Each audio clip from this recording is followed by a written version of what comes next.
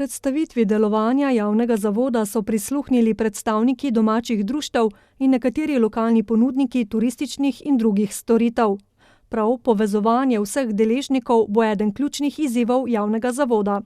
Da združimo vse te znanja, vse možnosti, vse produkte, vse storitve, jih zapakiramo, jih spromoviramo in jih stržimo in tudi prodamo.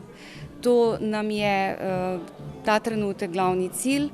Le s povezovanjem in uspešnim trženjem turističnih produktov bo lahko imel razvoj turizma širše učinke in koristi za celotno občino, še poudarja Bobnarjeva.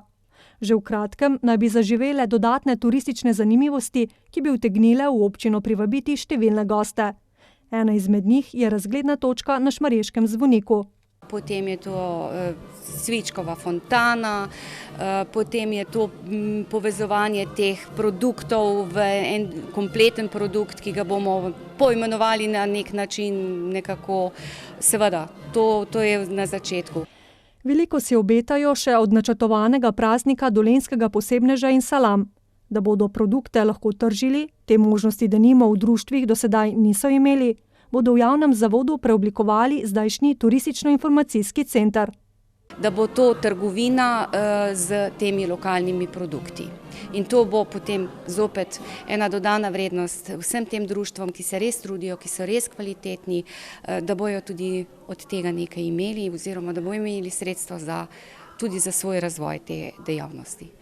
Turizem kot najhitreje rastoča gospodarska panoga je industrija 21. stoletja, je na okrogli mizi poudaril šmarješki župan. Ob termah kot hrbtenici šmarješkega turizma želijo zato zasnovati lastno pot posebnih in drugačnih turističnih doživetij.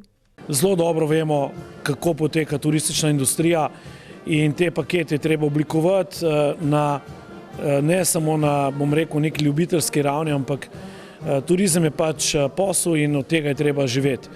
In tega se je treba zavedati in to seveda tudi mi spodbujamo. Potencijala za pospešen razvoj turizma je v šmarješki občini veliko, se strinja tudi župan občine Podčetrtek.